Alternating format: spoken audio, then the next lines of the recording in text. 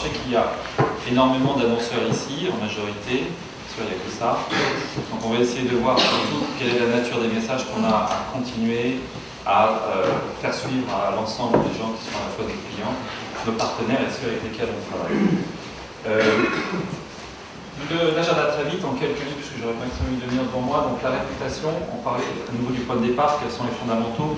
On reste sur des choses qui sont certainement pour certaines des portes ouvertes, mais comme personne ne respecte, ça va naturellement devoir être reprécisé. Je pense que c'est important pour ceux qui les connaissent pas, en tout cas les attendent, les fondamentaux.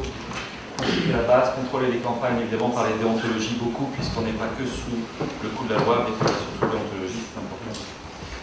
Alors, les fondamentaux, c'est la réputation. On peut parler toujours des durabilités, mais les fondamentaux restent, bien sûr, la réputation pour un annonceur, savoir gérer à la fois ce qu'il est, qui il est, comment il travaille, quelle est la façon dont il va gérer son infrastructure d'une manière générale. Il n'y a pas que la partie HTML qui est bien sûr une partie très importante, mais il y a globalement la base pour tous ceux qui lootent et qui sont annonceurs autour de la réputation. Ça reste l'essentiel. On reviendra aussi à la fin sur ce qui est aussi cet cadre essentiel de la réalité qui est le contenu. Toutes les statistiques, on le verra, continuent à affluer dans ce sens-là, mais mesdames, messieurs, les gens à qui on parle, à savoir les internautes, sont des gens qui sont de plus en plus au courant du fait, qui savent comment gérer leur interface anti-spam, qui savent comment gérer leur boîte mail, puisqu'en moyenne aujourd'hui, je crois que c'est 3 boîtes par internaute qui a une durée de vie de 3 ans en moyenne. Je ne me trompe pas. Donc c'est important de le savoir. On a affaire à des gens qui savent manipuler leur environnement, donc ne répondons pas pour ce qu'ils ne sont pas, ils sauront comment répondre. Donc gérer cet environnement et le contenu, c'est essentiel. L'autre notion qu'on a derrière, évidemment, c'est bien grave parce qu'il donne à la fois une bonne idée de ce qu'est la réputation, l'environnement, la durabilité et le rôle de chacun. Alors vous avez en haut à gauche la partie subscriber, c'est la partie abonné, ce que lui est en mesure de faire. Et puis bien sûr la partie au niveau de l'annonceur lui-même ou de son routeur qui va l'aider à faire les choses correctement évidemment, et qui est cette contrainte, à la fois cette opposition dans les différents niveaux de la délivrabilité. Alors les complaintes restent la base puisque ce que l'internaute voit, ce que l'abonné voit, c'est ce qu'il n'a pas envie de recevoir. On est tous d'accord, encore une fois, je le répète, sur la nature même de la notion du spam, c'est un message qui est non désiré. C'est à la fois vaste, mais on va voir que c'est extrêmement précis aussi. Donc c'est la façon dont lui va réagir. Évidemment, c'est au niveau de l'annonceur et au niveau du routeur qui va aider l'annonceur à faire son travail correctement. Tout ce qui va être la notion d'engagement, la notion de permission, la notion de data, de qualité de la data, on verra dans quelques instants. Mais schéma, je parie très pertinent pour expliquer ce qu'est cette notion à la fois de contrainte sur la réputation et des forces qui s'y opposent. Voilà, je vous ai mis ici, parce qu'on m'a demandé, je pense que c'était intéressant, un petit aperçu statistique au niveau des spams. Alors ce sont ceux de Signal Spam, ce ne sont pas des données nationales, ni celles d'Orange ou de SFR évidemment, mais je voulais profiter de ce matin pour vous présenter ces résultats qui sont issus de notre instantané du spam. J'ai ici quelques exemplaires plus complets que je vous donnerai volontiers à l'issue et que Thomas, ici présent également à votre disposition. Vous le verrez, c'est en préliminaire ici de ce que nous allons sortir à partir du mois prochain, qui sera un baromètre mensuel. On fera apparaître à la fois les chiffres et puis surtout à l'intérieur du contenu un peu plus élaboré sur des idées comme ce qu'est le phishing, etc., comment travailler autour de ces éléments de la délivrabilité. Donc Thomas est à votre disposition, nous aussi. Ce qu'on remarque simplement pour info, c'est qu'en moins de 2 ans, le nombre de plaintes a doublé auprès de l'association. D'accord? Donc il y a un afflux certain à la fois des gens qui s'intéressent et des déclarations. Voilà, autre schéma à l'issue de ça, qui simplement, à travers ce slide, est comme message essentiel, et qu'en effet, sur la valeur des plaintes que l'on a, on constate que la majorité reste quand même du mail commercial. On a bien sûr tout ce qui est la partie criminelle au-dessus, qui est détaillée un peu plus bas ici avec la partie phishing et de Scali, mais les internautes en France sont bien concernés d'abord et avant tout, en grande majorité, par les plaintes autour des mails commerciaux, même si la criminalité reste un travail à part entière et qui occupe certainement même la majorité des acteurs autour de ça. Ok, voilà. Donc ça, c'est un autre petit data qu'on pourrait avoir. Là aussi, essentiellement, et c'est la base même de cette diapo, rappeler à chacun l'importance de la feedback loop. Je vais y revenir dans un instant pour vous parler à nouveau des bonnes pratiques et de la façon dont on peut travailler autour de la délivrabilité. Il y en a une, c'est celle de Signal Spam, il y en a d'autres à travers le monde, notamment beaucoup de feedback loop américaines. Je ne pourrais que vous encourager à prendre en compte, mais elle a dans le schéma global, dans la cinétique, j'allais dire, du contexte email, une place qui est prépondérante. La notion des abonnements est une chose, la notion de plainte et de retour de la plainte auprès à la fois des fournisseurs, également auprès et surtout des routeurs et des annonceurs est essentielle. Donc, c'est une chose à ne pas négliger. Se passer aujourd'hui d'une feedback loop a des conséquences qui sont importantes et qu'on va voir dans un instant. Ok? Voilà. Une chose au niveau des fondamentaux, c'est le point de collecte. Alors, ça reste la base. Vous l'entendrez, je pense, encore tout à l'heure, puisque tous ceux qui vont intervenir dans le cadre de la délivrabilité vont vous le signaler. Mais notre message au niveau de l'association reste bien sûr, vis-à-vis de tout le monde, cette notion d'origine de la data. Alors vous avez plusieurs éléments ici qui sont notés, à la fois la fréquence des communications, par la pression, c'est évident, vous la connaissez tous. Au-delà de ça, c'est les mentions légales, la façon dont elles sont mises, la façon dont elles peuvent être également détournées, attention au petit caractère, on sait ce que ça veut dire. Les inscriptions parallèles et les offres partenaires doivent être désactivées par défaut. Je sais que c'est parfois pas facile à entendre ou à mettre en œuvre, mais ce sont des choses aujourd'hui qui sont illégales qu'il faut absolument bannir. Message de confirmation de l'inscription doit être envoyé à l'internaute. On passera sur la notion d'opt-in et de double opt-in qui est essentielle. Mais ces règles de base sont essentielles à respecter. Okay.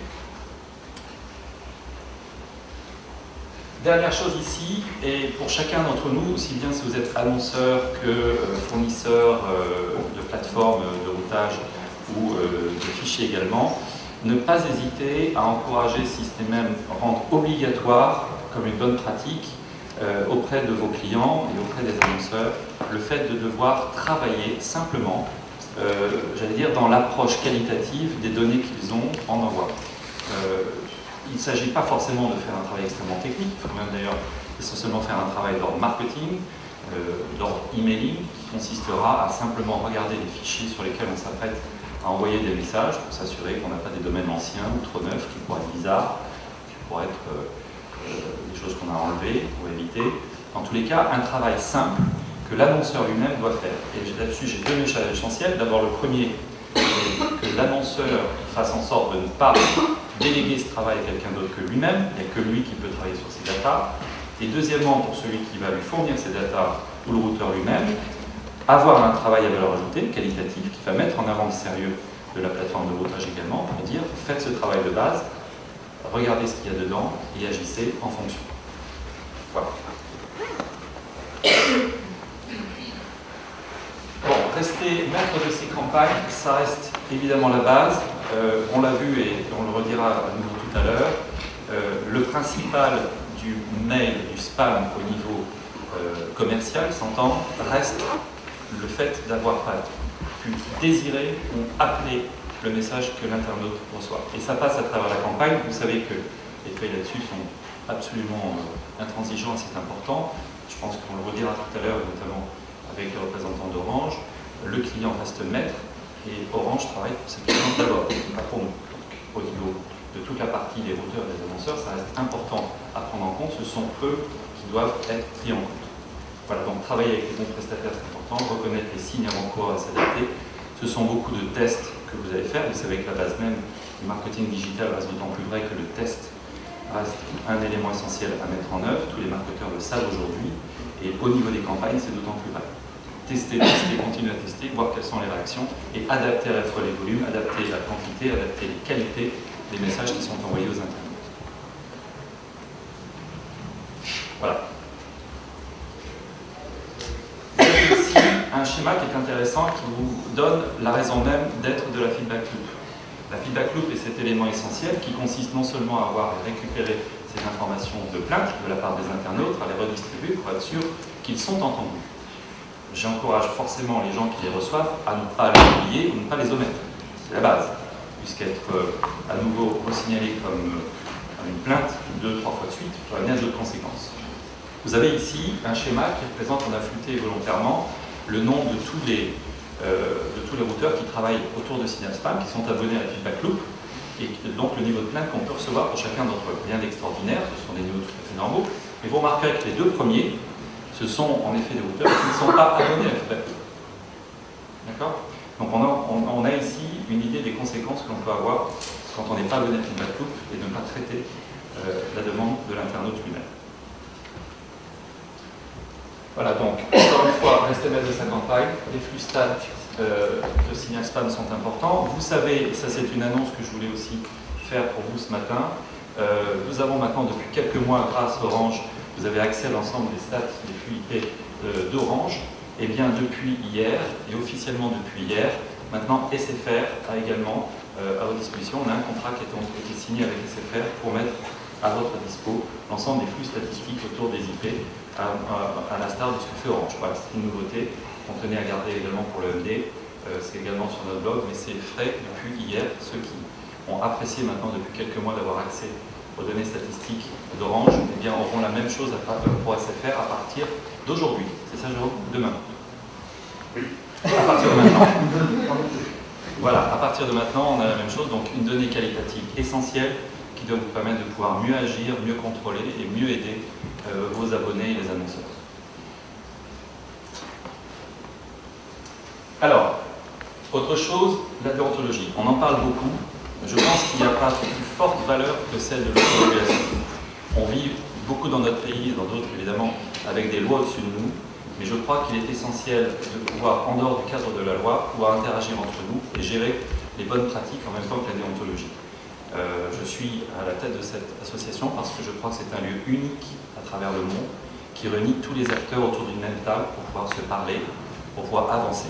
On parle bien sûr avec les autorités, la CNIL, on parle de loi. Je crois qu'il n'y a pas plus fort que l'autorégulation, le fait de se comprendre les uns les autres et de faire évoluer nos business models en fonction de cette déontologie. Et c'est la meilleure façon de survivre plutôt que de s'ignorer, de voir les uns disparaître au profit des autres. Donc je crois beaucoup à cette vertu du dialogue, en même temps que de devoir évoluer. Et on ne peut pas ne pas évoluer en dehors du cadre de la loi sans avoir un cadre déontologique.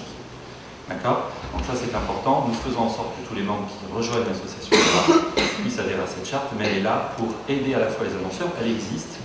Sachez qu'elle est promue par l'ensemble des gens qui sont aujourd'hui des plateformes de routage au sein de l'association auprès de leurs clients finaux, même certains l'ont inclus dans leur contrat d'ailleurs, pour faire en sorte que chacun respecte cet environnement pour le bienfait de l'ensemble de l'écosystème, puisque ce sera d'abord avant tout le bienfait de l'abonné qui en sera le premier bénéficiaire.